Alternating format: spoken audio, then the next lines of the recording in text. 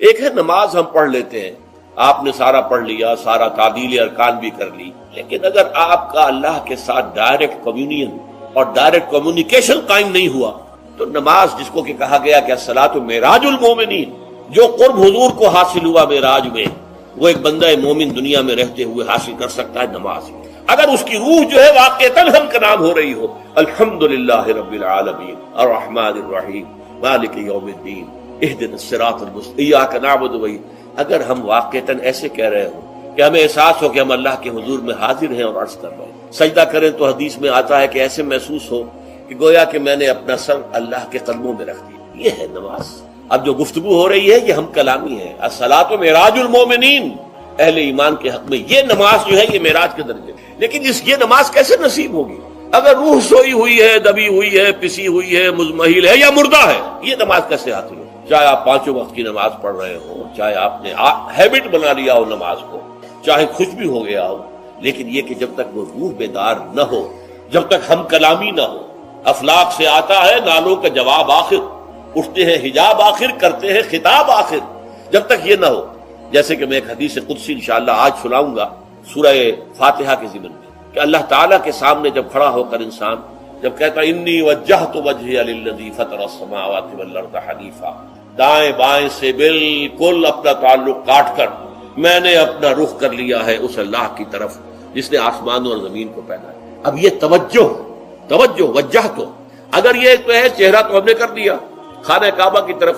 اندر سے ہماری روح متوجہ نہیں ہوئی، وہ سوئی پڑی ہوئی، اسے پتہ ہی کچھ نہیں کہ کیا ہو رہا ہے، تو اس صورت میں وہ کیا ہے؟ ظاہری بات تو پوری ہو گئی، نماز کا ثواب ہو جائے گا، فرض کی ادائیگی کا ثواب مل جائے گا، لیکن وہ اصل نماز تو حاصل نہیں ہے۔ یہ ہے وہ بات کہ وَإِذَا سَأَلَكَ عِبَادِي عَنِّي فَإِنِّي قَرِيبٌ، اے نبی جب میرے بندوں کی روحیں بیدار ہو، توانا ہو جائیں، حیات تازہ سے وہ ہم کنار ہو جائیں، اور پھر وہ میرے بارے میں پوچھیں، وہ میرا تقرب حاصل کرنا چاہتے ہیں، آپ سے پوچھیں تو کہیے میں قریب ہوں، اجیب دعوت الداع اذا دعان، یہ ہے وہ دعا، میں ہر پکارنے والے کی پکار، ہر دعا کرنے والے کی دعا کو سنتا ہوں، قبول کرتا ہوں، جواب دیتا ہوں جہاں کہیں بھی مجھے پکارے۔ اذا دعان، اس میں در حقیقت وہ مفہوم آ گیا ہے there and then where ever، آپ اپنے گھر میں ہو کر پکاریں اللہ کو، آپ بستر پر لیٹے ہوئے پکاریں اللہ، الذین یذکرون اللہ قیاما وقعودا وعلی جنوبہم، ہاں ٹھیک ہے، بعض مقامات بعض اوقات قبول دعا کے لیے زیادہ سازگار ہے، حرم میں جا کر دعا مانگی جائے، اور منا میں عرفات میں خاص طور پر، جبل رحمت پر خاص طور پر، ملتزم جو ہے کعبے کا اس پر خاص طور پر، وہ ایام بھی ہے خاص، لیکن یہ نہیں ہے کہ بقیہ دنوں میں آپ کے اور اللہ کے درمیان کو بڑا فاصلہ ہے۔ یہ سارا دنیا میں مشرکانہ نظاموں نے تصور پیدا کیا، اللہ تو دور ہے دور ہے دور ہے دور ہے، پاک ہے پاک ہے پاک، تم ناپاک ہو ناپاک ہو ناپاک ہو، اور تم تو بڑی پستی میں پڑے ہو، تم اللہ سے براہ راست ہم کلام نہیں ہو، کوئی درمیانی چاہیے، کوئی لنکس چاہیے، کوئی پجاری ہوگا، کوئی پروہت ہوگا، کوئی پنڈت ہوگا، کوئی پیر ہوگا، کوئی پادری ہوگا، کوئی پوپ ہوگا، اس کے ذریعے سے تم اللہ سے ہم کلام ہو، خود نہیں۔ اور جب ذریعے بیچ میں آ گئے تو ان کی مٹھی گرم کرو، ان کی چاپلوسی کرو، ان کو بھی جو ہے چادریں چڑھاؤ، ان کو نذرانے پیش کرو۔ یہ ہے بدترین ایکسپلائٹیشن جو مذہب کے ذریعے سے نوع انسانی کی ہوئی۔ یہ دو ایکسپلائٹیشن دنیا میں ہوئی ہے تاریخ انسانی میں، ایک بادشاہوں کی طرف سے خراج دو ہمیں، محنت تم کرو گے کھیت میں، آدھا حصہ ہمارے پاس آئے گا، ہم عیش کریں گے، ہم سٹینڈنگ آرمیز رکھیں گے تاکہ ذرا تم بغاوت کرو تو تمہارا سر کچل دیا جائے۔ یہ ایکسپلائٹیشن بدترین، مانگنے والا گدا ہے، صدقہ مانگے یا خراج۔ دوسری طرف ہم بادشاہ ہیں، ہم چندر بنسی سورج بنسی خاندان ہیں، ہم راجپوت ہیں، حکومت کرنا ہمارا حق ہے، اور یہ پنڈت پروہت جو ہے وہ بھی کہیں گے کہ ٹھیک ہے، نصف لی و نصف لک وہذا قوم جاہلون، یہ عوام جو ہے ان کا خون چوسو، ہمیں یہ نذرانے پیش کریں، بتوں کو آ کے چڑھاوے چڑھائیں اور تمہیں خراج دیں اور ٹیکس دیں، they are to be exploited, exploit ہو۔ اسلام نے آ کر دونوں کا خاتمہ کیا، کوئی ملوکیت نہیں۔ زکوٰۃ ہے تو غربا کے لیے، بادشاہ کے لیے نہیں ہے، یہ تو غربا کے لیے، لہذا کوئی ٹیکس نہیں۔ نمبر دو، اللہ سے ہم کلام ہونے کے لیے کسی دربان، کسی جو ہے پہرے دار کی مٹھی گرم کرنے کی ضرورت نہیں، جب چاہو ہم کلام ہو جاؤ۔ دل کے آئینے میں ہے تصویر یار، جب ذرا گردن جھکائی دیکھ لی، یہ تو تم ہماری طرف متوجہ نہیں ہوتے، ہم تو ہر وقت کہتے ہیں، ہر شب کو آخری لمحات جو ہے، آخری جو گھنٹے ہیں رات کے، سمائے دنیا تک ہم نزول فرما لیتے ہیں تمہارے لیے، اور پکارنے والا پکارتا ہے حل من مستغفر فاغفر له، ہے کوئی استغفار کرنے والا کہ میں اسے بخش دوں؟ حل من سائل فاعطیہ، ہے کوئی مانگنے والا کہ میں اسے عطا کروں؟ تم ہی سوئے رہتے ہو، الٹا غفیر رہتے ہو، تمہیں ہماری طرف توجہ نہیں ہے۔ اگر ہماری طرف متوجہ ہو جاؤ تو جیسے کہ اقبال نے کہا کہ میرے لیے یہ دربان جو ہے پیران کلیسا کو کلیسا سے اٹھا دو، کیوں خالق و مخلوق میں حائل رہے پر، جیسے میں نے اس کو چھوا اور مجھے معلوم ہوا کہ ایک سخت خطا ہے یہاں پر ہے، یہ پرسپشن ہے میری، کنسپشن کچھ اور ہے، تصور ذہن کے اندر نقشہ بن گیا۔ خدا کا تصور ہم قائم نہیں کر سکتے، لیکن خدا کے ساتھ ہمارا جو باطنی رشتہ ہے کہ اندر محسوس ہوتا ہے کہ ہے، جس کی مثال بھی میں نے دی تھی، بعض حضرات کے شاید علم میں نہ ہو، کہ جیسے میں اس وقت اس دیوار کو دیکھ رہا ہوں تو ایک تصور میرے ذہن میں قائم ہوا، دیوار اتنی لمبی ہے، اتنی چوڑی ہے، اتنی اونچی ہے، یہ دیوار جو ہے سفید رنگ اس پر ہوا ہے، میں نے ایک تصور قائم کر لیا۔ فرض کیجئے کہ میں اندھا ہوں، میں نہیں دیکھ سکتا، میں جاتا ہوں اور ہاتھ لگا کر دیکھتا ہوں دیوار ہے، کتنی لمبی ہے مجھے نہیں پتا، اس لیے کہ وہ کانسیپٹ تو صرف میرے اس ٹچ سے نہیں ہو گیا، یہ تو ایک یک رخا، ایک ون سائیڈڈ میرا اس وقت ایک پرسپشن ہے، لیکن ہے، یہ میں جس زور سے کہوں گا ہے، دیوار ہے، تو ذات باری تعالیٰ کے لیے بس انسان کے پاس یہ ہے کہ ہے، دور بینان بارگاہ الست جس پہ این بردان کہ ہست، بس یہ ہست ہے، باقی کیا ہے کیسا ہے یہ ویسے تو ہم بہرحال مسلمان ہونے کے ناطے اللہ کو ہم مانتے ہیں اسماء و صفات کے ساتھ، تو ہم اس کی صفات کو مانتے ہیں، لیکن تجزیہ کیجئے تو صفات کے بارے میں بھی ہمیں کیا پتا ہے؟ اللہ دیکھتا ہے، کیسے دیکھتا ہے یہ تو نہیں پتا، کتنا دیکھتا ہے یہ بھی ہمیں نہیں پتا، یعنی اس کی بھی اصل حقیقت جو ہے دیکھنے کی وہ تو ہمیں نہیں معلوم۔ اللہ کی کوئی ایسی آنکھیں تو نہیں جس سے وہ دیکھتا ہو، ہمارا دیکھنا تو روشنی کا محتاج ہے، روشنی ہو تو ہم دیکھ سکیں گے، کیا اللہ کا دیکھنا بھی کسی شے کا محتاج ہے؟ قطعاً نہیں۔ تو ہم تصور کیجئے اللہ کا دیکھنا کیا ہے، کچھ نہیں معلوم، ہمیں یہ معلوم ہے وہ دیکھتا ہے، ہمیں یہ معلوم ہے علی کل شیء قدیر، قدرت کتنی ہے اس کی، قدرت کی شان کیا ہے، کیا معلوم ہے؟ تو معلوم یہ ہوا کہ صفات کے بارے میں بھی تجزیہ کریں تو ہمارے ہاتھ پلے ہے کیا؟ وہ سوائے اس کے کہ ہم ایک صفت اس کی ایک مبہم کیفیت کو جانتے ہیں، وہ سمیع ہے، وہ بصیر ہے، وہ خبیر ہے، وہ قدیر ہے، وہ الحی ہے، وہ القیوم ہے، لیکن اس کی زندگی، ہمارا تو زندگی کا تصور اعلیٰ ترین زندگی تو ہمارے پاس ہے مخلوقات میں سے، اس زندگی کے ساتھ 100 طرح کی لیمیٹیشنز ہیں، 100 طرح کی مجبوریاں ہیں، لیکن یہ کہ کیا اللہ تعالیٰ کی زندگی بھی اس زندگی پر قیاس کی جا سکتی ہے؟ معاذ اللہ۔ تو معلوم یہ ہوا کہ اللہ تعالیٰ کی ذات کے بارے میں تحیر کے سوا کچھ نہیں۔ تیسرا ہے تصور جو سب سے بلند ہے، وہ محبوب حقیقی، مطلوب اصلی، لا مطلوب الا اللہ، لا مقصود الا اللہ۔ ایک چوتھا تصور ہے وہ میں بعد میں عرض کروں۔ بہرحال قل هو اللہ احد، اب یہاں لفظ احد پر آئیے، اس لفظ کو بھی نوٹ کیجئے۔ ویسے تو عام خیال یہ ہے کہ یہ واحد ان کی بدلی ہوئی شکل ہے، چنانچہ عام رائے یہ ہے کہ احد اور واحد ہم معنی ہیں۔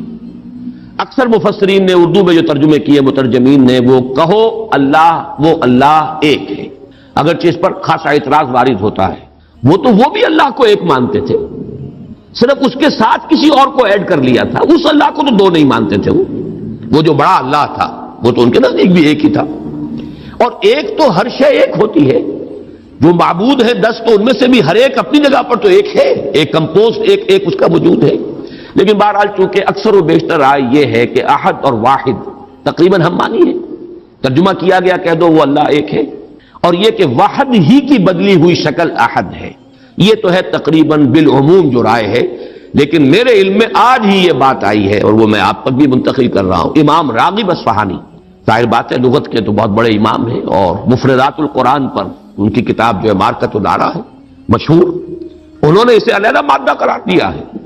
احد ان کو الف ہا دال علیحدہ لائے، شروع میں الف کی تختی میں لائے، واحد ان کے ساتھ شامل نہیں کیا، معلوم ہوا کہ یہ ایک اپنی جگہ پر ایک مستقل مادہ ہے ان کے نزدیک، یہ واحد سے اس کا تعلق نہیں بلکہ احد اپنی جگہ پر ایک مستقل علیحدہ مادہ ہے، اور اسی اعتبار سے انہوں نے اسے واحد سے علیحدہ کر کے الف کی تختی کے اندر لیا ہے۔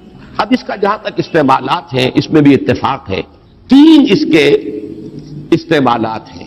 سب سے زیادہ استعمال اس لفظ کا ہوتا ہے نفی مطلق کے لیے، کمرے میں کوئی نہیں ہے، ایک بھی نہیں ہے، جب یہ کہنا ہو تو احد کا لفظ آئے گا، نافی احد، کوئی نہیں ہے، ایک بھی نہیں، اکیلا۔ اسی معنی میں قرآن مجید میں یہ لفظ بہت مرتبہ آیا ہے، خاص طور پر آپ سورہ کہف کو اگر دیکھیں گے، لا یشرک فی حکمہ احدا، اللہ اپنے حکم اور اپنے اختیار میں کسی کو نہیں شریک کرتا، کسی ایک کو بھی نہیں کرتا.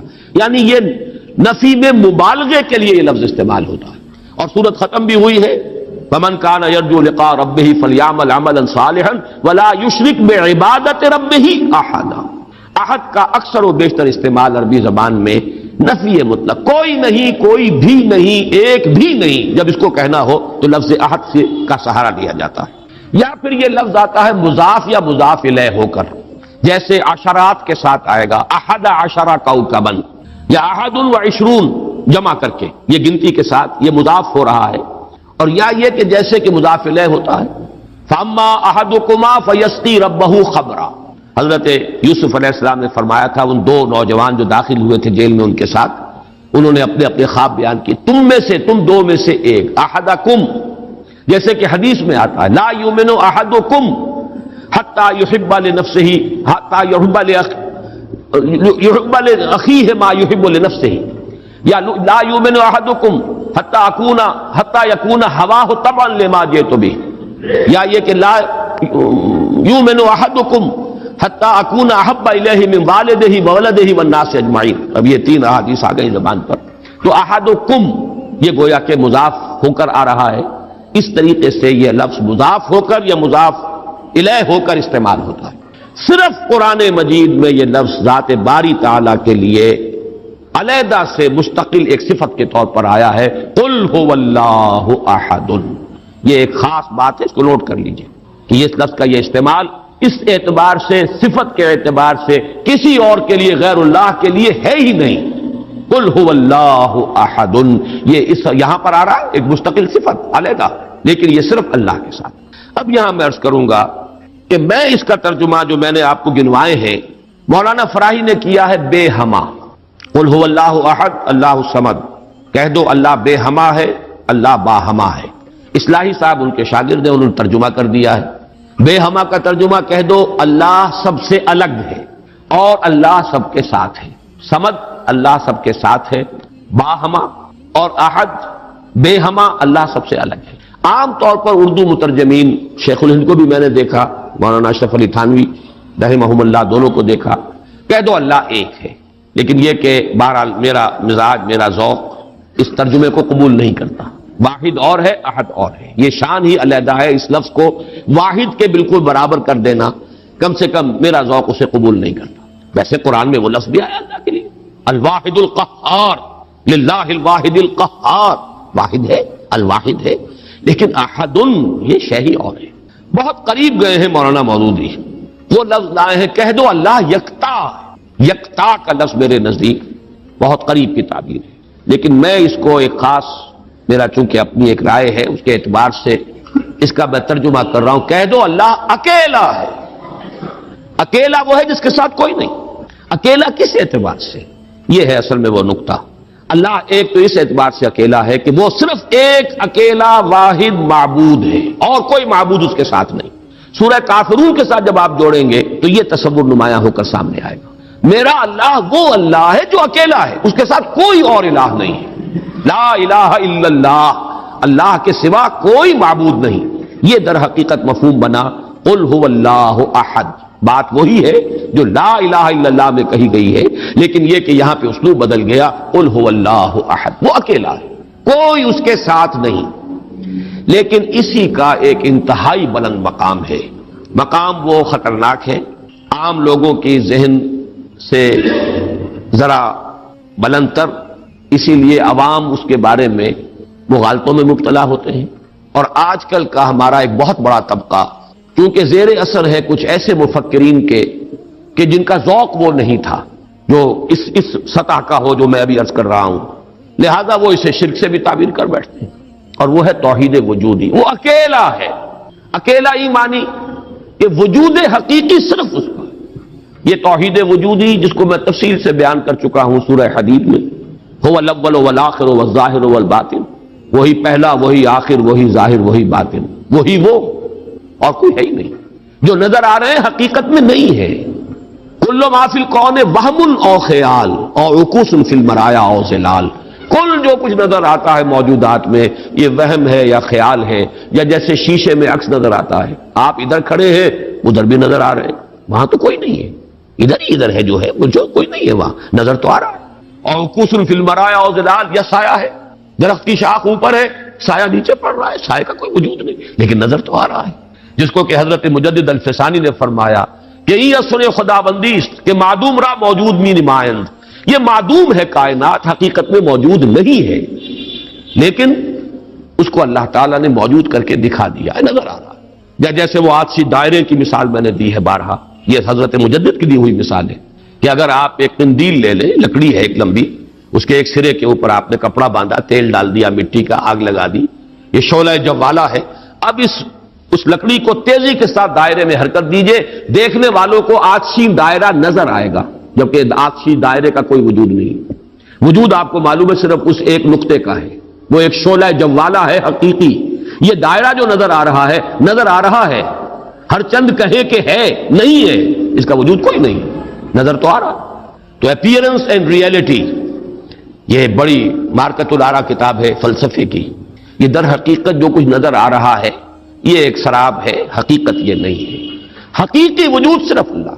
اس کو میں یعنی وجود کے اعتبار سے توحید وجودی، یعنی میں نے جو ابھی گنوایا تھا، لا معبود الا اللہ، لا مطلوب الا اللہ، لا مقصود الا اللہ، لا محبوب الا اللہ، لا موجود الا اللہ، یہ وہ توحید وجودی ہے۔ شاہ ولی اللہ دہلوی رحمۃ اللہ علیہ فرماتے ہیں کہ یہ ہے توحید کی بلند ترین منزل، اور یہاں آ کر وحدت الوجود اور وحدت الشہود ایک ہو جاتے ہیں، ان میں کوئی فرق نہیں، تعبیر کا فرق۔ کیونکہ میری یہ رائے ہے، لیکن یہ فلسفے کا مسئلہ ہے، میں اس کو بیان نہیں کرنا چاہتا۔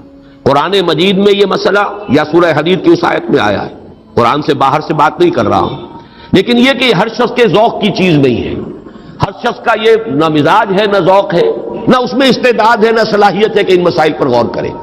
تو میں یہ نہیں چاہتا کہ لازماً آپ میری اس رائے سے اتفاق کریں، لیکن یہ میں ضرور چاہتا ہوں کہ اگر سوء ظن ہے آپ کے دل میں کہ جو لوگ اس بات کو مانتے ہیں وہ مشرک ہو گئے، اس کو ذہن سے نکال دیجئے، اس لیے کہ پھر ناوک نے تیرے سید نہ چھوڑا زمانے میں، شاہ ولی اللہ بھی مشرک ہوں گے، حضرت مجدد بھی مشرک ہوں گے، باقی یہ رومی یہ تو ہے، ان کی تو خیر حیثیت ہی کیا ہے بیچاروں کی، وہ تو سب کے سب مہا مشرک شمار ہو جائیں گے، کوئی نہیں بچے گا پھر جو بھی ہمارے اکابر ہیں۔ ہاں، محمد ابن عبد الوہاب بچ جائیں گے، ابن تیمیہ بچ جائیں گے رحمہم اللہ، باقی یہ کہ ان کے سوا بچنے والا اور کوئی نہیں ہے۔ تو یہ توحید وجودی یا وحدت الوجود یا وحدت الشہود میرے نزدیک قل هو اللہ احد، کہہ دو وہ اللہ ہے اکیلا تنہا۔ مجھے وہ بار بار جب میں سوچ رہا تھا قیس جنگل میں اکیلا ہے مجھے جانے دو، ہو گزرے گی جو مل بیٹھیں گے دیوانے دو، اللہ اکیلا ہے۔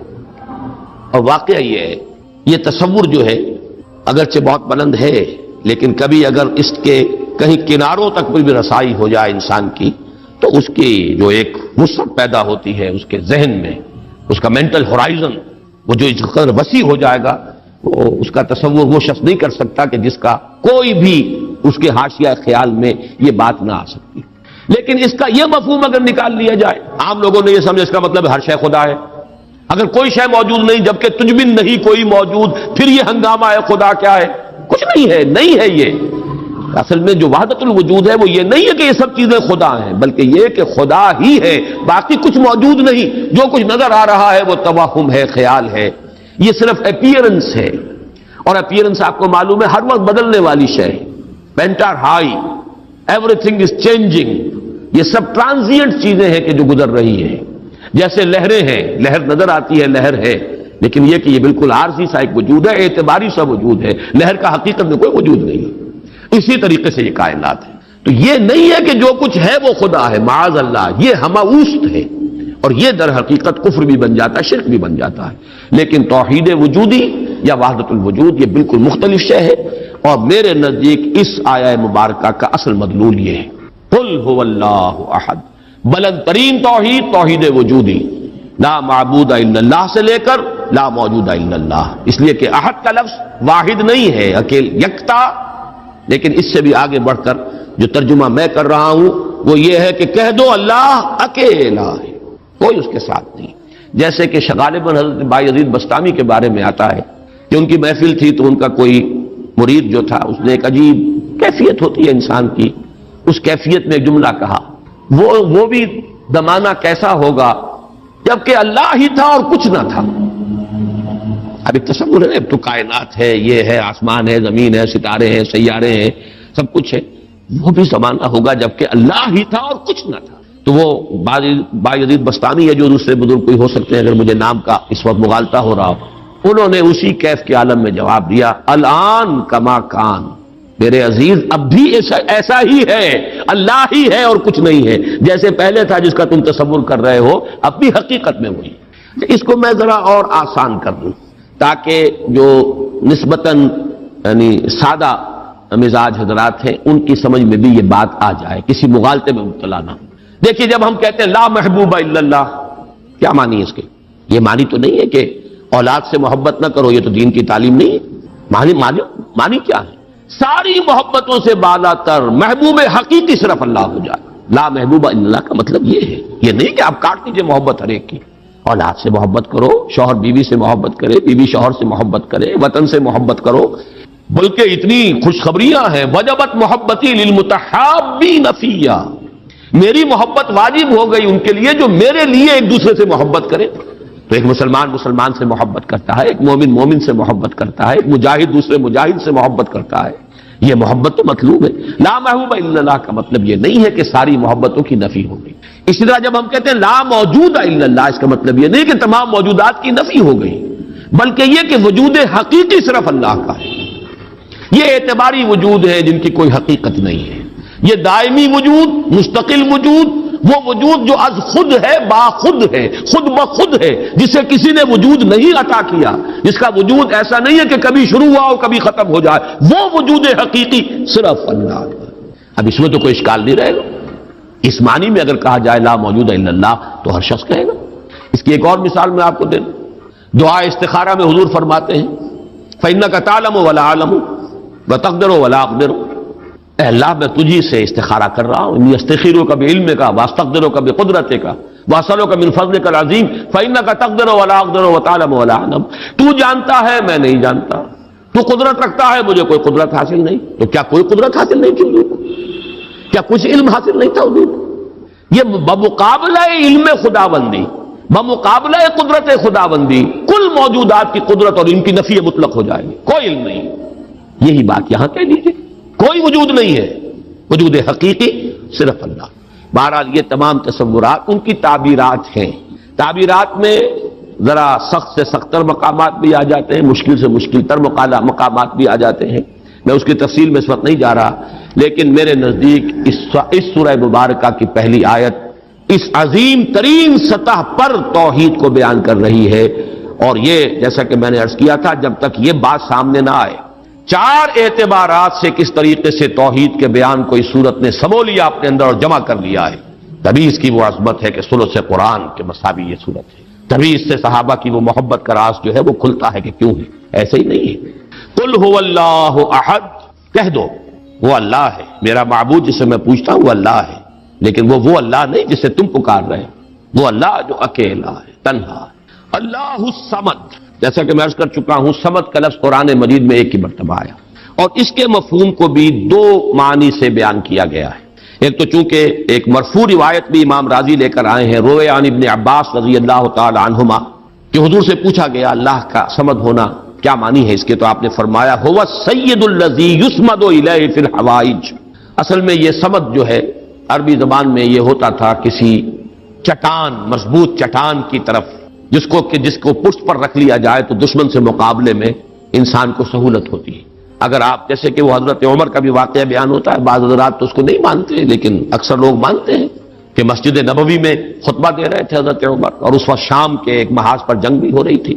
اس وقت حضرت ساریہ جو امیر الجیش تھے وہ کوئی غلطی کر رہے تھے، اسٹریٹجک مسٹیک ہو رہی تھی کہ انہوں نے پوزیشن ایسی لے لی تھی کہ جو غلط تھی جنگی تدبیر کے اعتبار سے.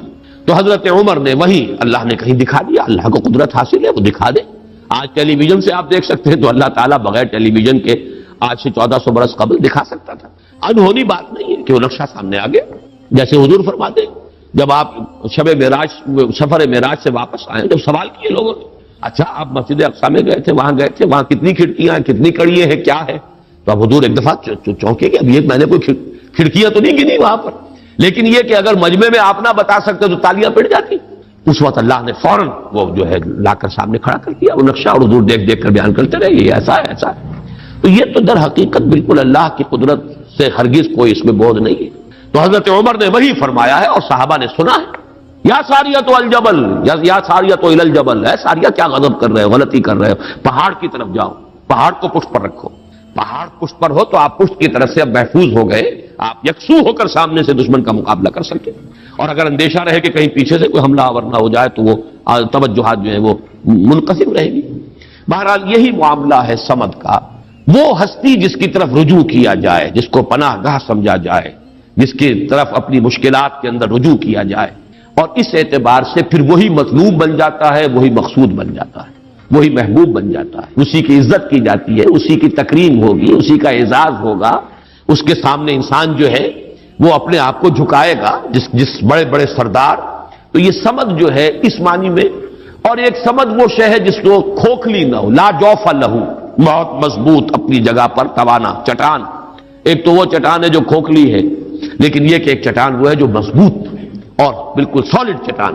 ان دونوں اعتبارات سے اللہ الصمد کا ترجمہ اب مولانا فراہی، مولانا اصلاحی صاحب کا تو یہ ہوا کہ اللہ تعالی با ہما ہے، ذات میں بے ہما، کسی سے اس کا کوئی تعلق نہیں، یکتا بلکہ اکیلا.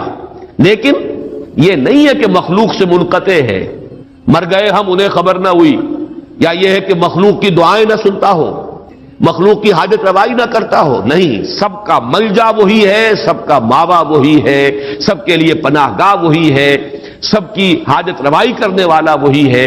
تو وہ اللہ صمد ہے. یہ دو احد اور صمد جو ہے اس نے جڑ کر اصل میں اسی طریقے سے ایک تصور کو مکمل کیا ہے، جیسا کہ آیت الکرسی میں اللہ لا الہ الا ہو الحی القیوم، الحی اور القیوم، الحی از خود زندہ، زندہ جاوید، اور قیوم باقی پوری کائنات کو تھامے ہوئے، سنبھالے ہوئے. پوری موجودات کا یہ سارا سلسلہ یہ محتاج ہے اللہ کا. اس کی میں نے پہلے بیان کی ہے، بہترین تمثیل وہ ہے جو مولانا مناظر حسن گیلانی رحمۃ اللہ علیہ نے دی ہے. ربط الحادث بالقدیم کی مثال، اللہ کی ذات اور اس کائنات کے درمیان ربط اور تعلق کیا ہے. انہوں نے مثال دی ہے کہ آپ اپنے ذہن میں نقشہ قائم کیجئے، تاج محل کا نقشہ. جس نے تاج محل دیکھا ہو، چلیے آپ نے مینار پاکستان دیکھا، مینار پاکستان کا تصور کیجئے، ذہن میں نقشہ قائم کیجئے. یہ ذہن میں جو نقشہ قائم ہوا ہے، آپ اس کے اوپر بھی ہیں، باہر بھی ہیں، اندر بھی ہیں، پیچھے بھی ہیں، نیچے بھی ہیں، آپ ہی آپ ہیں، وہ تو اس کا وجود ہی کوئی نہیں، لیکن ہے ذہن کے اندر ایک تصور قائم ہے اس وقت. اور یہ تصور اسی وقت تک قائم رہے گا جب تک کہ آپ کے ذہن کا ارتکاز ہے، توجہ اس پر ہے. توجہ ہٹی نہیں کہ اس کا کوئی وجود ہے ہی نہیں، وجود ختم. بالکل یہی معاملہ اس کائنات کا، یہ سارا سلسلہ اس کا قیوم اللہ ہے، تھامے ہوئے، اسی کی توجہ، اسی کی عنایت، اسی کی ربوبیت، اسی کی خبرگیری، اسی کی تدبیر، یہ سب اس کو تھامے ہوئے. تو اپنی ذات میں الحی، کائنات کے لیے القیوم، اسی طرح اپنی ذات میں الاحد، اکیلا، تنہا، بے ہما، اور پوری کائنات اور جملہ موجودات کے لیے الصمد، اسی کی طرف رجوع، اسی کی طرف توجہ، وہی مطلوب، وہی مقصود، وہی محبوب، وہی حاجت روا، وہی مشکل کشا. اس اعتبار سے اس میں توحید عملی ہے، اسی سے مانگو، اسی سے پناہ طلب کرو، اسی کی طرف توجہ کرو. انی وجہت وجہی للذی فطر السماوات والارض، اسی سے لو لگاؤ، اسی سے حاجت روائی کے لیے سوال کرو، اسی کے سامنے مشکلات پیش کرو. یہ تب جو ہے پھر اسی کی عبادت کرو، اسی کی اطاعت کرو، اسی کی بندگی کرو، اسی کی توقیر کرو، اسی کی تعظیم کرو. یہ تمام چیزیں کہ جو عمل میں آ جائیں گی وہ توحید وجودی، یہ توحید عملی. قل هو اللہ احد اللہ الصمد. تیسری آیت میں ہے توحید ذاتی، لم یلد ولم یولد. میں شرک کے مختلف اقسام کے ضمن میں جو 6 کیسٹ ہیں، اللہ کا شکر ہے بہت دنیا میں عام ہوئے ہیں، اس میں یہ تقسیم بیان کر چکا ہوں. شرک فی الذات، شرک فی الصفات، اور شرک فی العمل یا شرک فی الحقوق. یہ 3 شرک ہیں. شرک فی العبادت، یہ تیسری جو نوعیت ہے، اس کے لیے شرک فی الحقوق بھی کہا جا سکتا ہے، اسی کا حق ہے کہ اس کی عبادت کی جائے، اور اسی کو شرک عملی بھی کہہ سکتے ہیں. بہرحال شرک عملی کی جڑ کاٹ دی اللہ الصمد. پہلا جو توحید کا درجہ ہے وہ بہت بلند ہے، بہت اونچا ہے. یہ حکما اور فلاسفہ کی بھی چوٹی کے لوگ جہاں حکمت اور تصوف دونوں چیزیں جا کر جڑ جاتی ہیں، وہ ایک مقام ہے۔ خالص فلسفہ بھی انسان کو کہیں نہیں لے کے جاتا، اور عقل اور فکر کی بلندی نہ ہو تو تصوف بھی محض نفسیاتی ریاضتیں بن کر رہ جاتی ہیں، سائیکولوجیکل ایکسرسائز کے سوا کچھ نہیں رہتا۔